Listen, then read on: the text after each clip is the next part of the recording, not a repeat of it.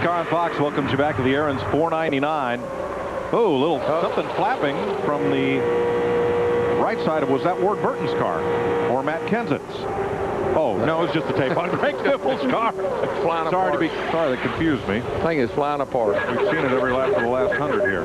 Pit stops are beginning under green. First time today. And some of the leaders have peeled off and in. Yeah, this would be a lot of the cars that pitted back on lap 84. There you see Sterling Marlin in the 40 car, Mark Martin in the 6, of course, many laps down. This would be about 38 laps, so this is about when they're due in there. Yeah, 38 to 42, I would think. How about it, Dick? Well, this morning, Lee McCall told me that the fuel mileage on Sterling's car is not the best. In fact, all three of the Ganassi cars are getting less fuel mileage than they would like to see. This will be a 4-tire stop for Sterling Marlin. They've torn the windshield covering off. 2-tire stop for Sterling. They left the left side tires on it. Tony Stewart returns to the race. He is 31 laps down. Bill Elliott also making a pit stop among the lead lap cars.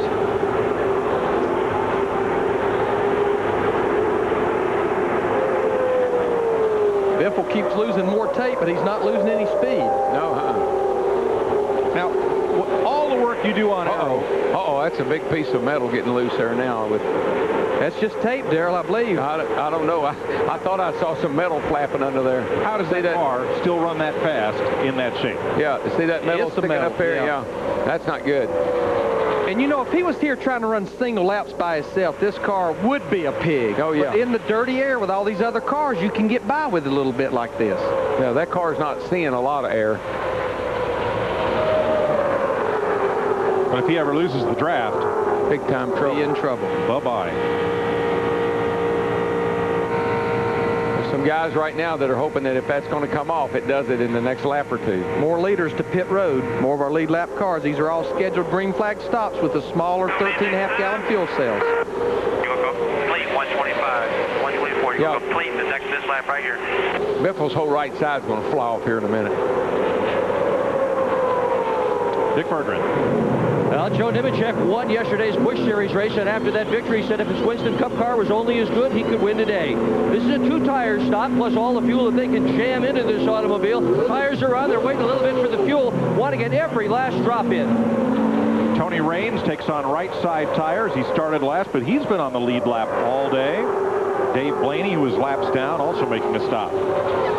And for the most part, Darrell, you can get by with a green flag stop here, 2 tires, and not go a lap down. I don't think they got all the fuel in that 74 car. As he started to drive away, the gas man started to try to plug another can in. I'm not sure if he did or not. And that could be pretty critical here, because that's the only reason you're pitting is for fuel, not for tires. Looked like there was a problem in the exchange. I'm not sure. I just caught the tail end of it.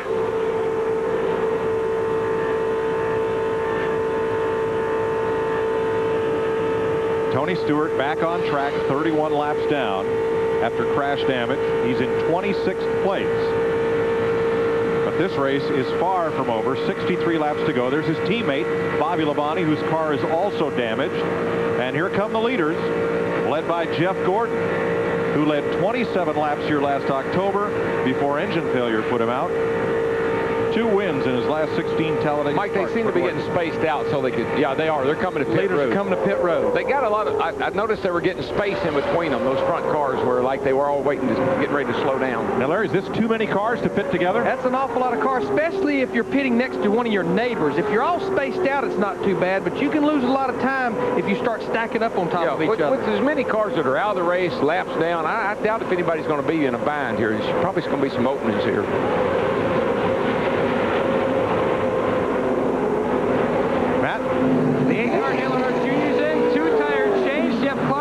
Fuel cell full of fuel, a 2-tire change, no adjustment for Jimmy Johnson, still on the left side tires he started the day on. Chad Cadell said they may go the distance on their left side they started with. Wow. 2 tires for Jeff Gordon. Now, you might be able to do that, but that would really bother me. I'd be afraid that I'd wear that thing out and it would blow out at some point in time. John Andretti, the 43 car, he led that lap right there. I mean, these guys have fought. We've talked about Greg Biffle and his group. This group, along with Kyle Petty, his teammate, the 45 car, but that 43 car, they have fought to stay on the lead lap all day long. Right now, they are first and second in this race, and they pit together. Dale Earnhardt Jr. was the first of the cars that just pitted to come off pit roads. Mike, look how far out in front he is. I mean, that's how much difference he had in the pits right there. Come out about 2 seconds ahead of Jeff Gordon. Matt? Well, Mike, to add further on what Darrell was talking about, the two-tire deal on the 48. Now, Chad Knaus told me this morning, last fall, his last stop he took on left sides, the tire wear was so good, he was just saying he was killing himself because he felt like he could have gone the distance on the left sides. So he will probably go, he said, his last stop, only right side tires only. He may go the whole day with the same laps. And Matt, everybody will have to make one more pit stop as we see some debris, and it's that's probably Biffle. tape from Biffle. Yeah, probably tape from Biffle. But everybody will have to make one more stop, probably about 15 to 20, 25 laps from the end of this thing. And I couldn't imagine anybody thinking about 4 tires on a stop that late in the race, so it would be just 2 tires. Well, like I said, I wanted that to fly off at 35 laps, but it didn't. It lasted a little bit longer than that. You notice Dale Earnhardt Jr. is trying to keep that thing wound up, running the high line. That way when that group catches him, they don't just freight train him. Junior trying to become the 4th driver to do the weekend sweep, win the Saturday and Sunday race. Ernie Irvan did it in 92. Dale Earnhardt Sr. in 93. And Mark Martin did it in 97. Although one of those races was rain postponed to Monday. Still counts as a sweep. Teammates ganging up on Dale Earnhardt Jr. Jeff Gordon, the 48 car, and they have the whole string of cars behind them. Ward Burton, the 22, right behind Jimmy Johnson.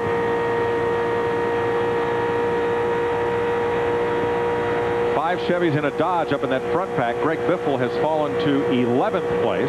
And this is what we were talking about, Darrell. He has lost that lead pack. You see him there by himself. See those cars going by him in a hurry. Now this is when that arrow will show up. He's out there in clean air. And just looking at the scoring monitor, he's running quite a bit slower, almost a second slower than this lead pack.